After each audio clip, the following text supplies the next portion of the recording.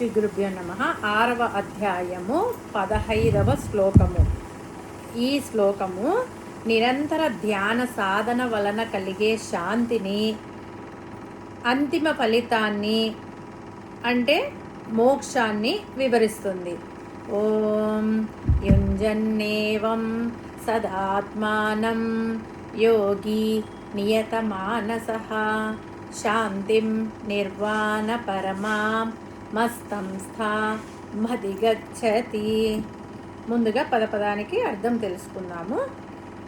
యుంజన్ ఏవం, ఇలా ఈ విధంగా అభ్యాసం చేస్తూ, సదా ఆత్మానం, ఎల్లప్పుడూ తనను తాను పరమాత్మతో అనుసంధానిస్తూ, యోగి, యోగ సాధన చేసేవాడు, నియతమానసః, అదుపు చేయబడిన మనస్సు గలవాడై, శాంతిం, పరమ శాంతిని, నిర్వాణ పరమాం, భవబంధాల నుండి ముక్తిని, మస్తంస, నాయందే ఉన్న స్థితిని, అధిగచ్చతి, పొందుతాడు. ముందుగా తాత్పర్యం తెలుసుకుందాము.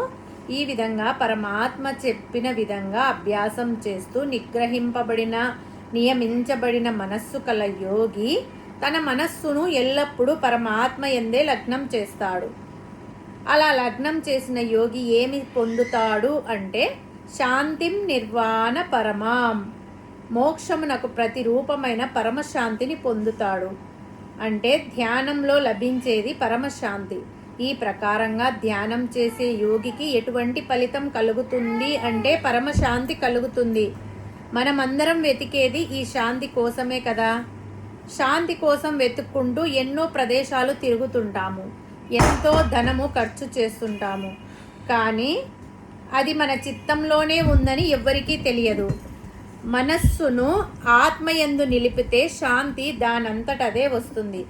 సదా అంటే ఎప్పుడో ఒకసారి కాకుండా ప్రతిరోజు మన మనస్సును ఆత్మయందు నిలిపితే, లేదా మనము చేసే పనిలో ఏకాగ్రతను అలవాటు చేసుకోవాలి.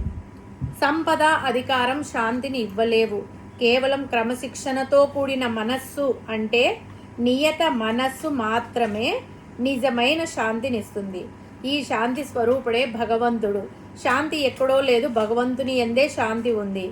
బయట ప్రపంచంలో, బయట ప్రదేశాలలో దొరికే వస్తువులపై అది ఆధారపడకుండగా మన లోపల ఉండే శాంతిని, ఆనందాన్ని వెతుక్కోవడం అలవాటు చేసుకోవాలి.